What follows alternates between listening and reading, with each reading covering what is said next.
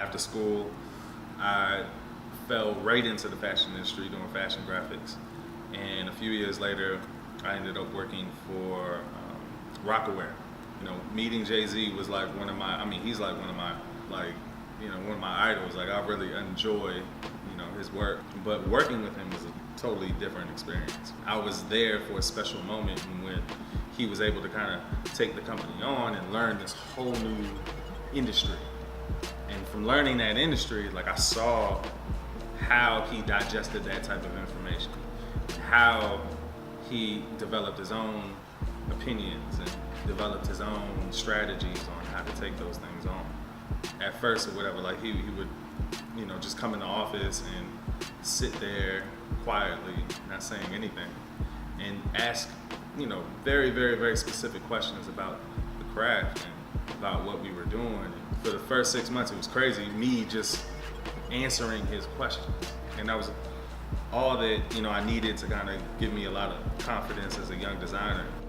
My style came about through one of my clients wanted me to do a project that required minimalist types of aesthetics. In between emails and on the side, I was doing these warm-ups to kind of understand the idealisms of what those things are. That's when the triangle kind of hit me. It stuck with me, like the triangle thing. I was like, oh, I can make stuff off of this.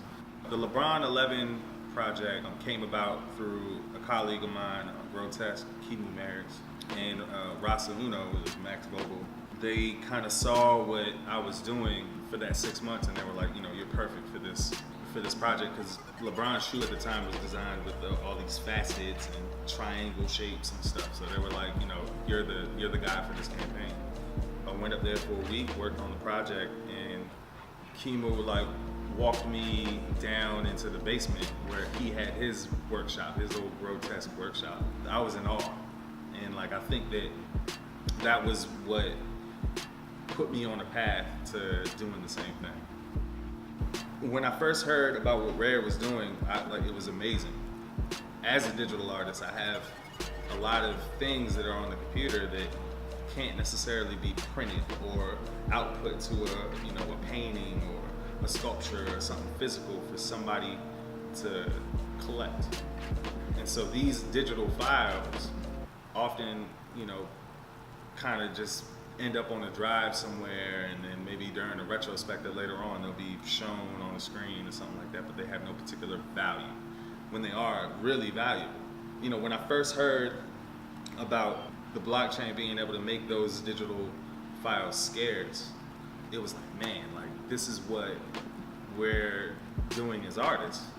You know, like I set up a whole studio to make these ideas become these scarce items, and to be able to just do that within the computer is amazing. But I definitely think there's a generation of us digital artists that are going to embrace it 1,000 times over.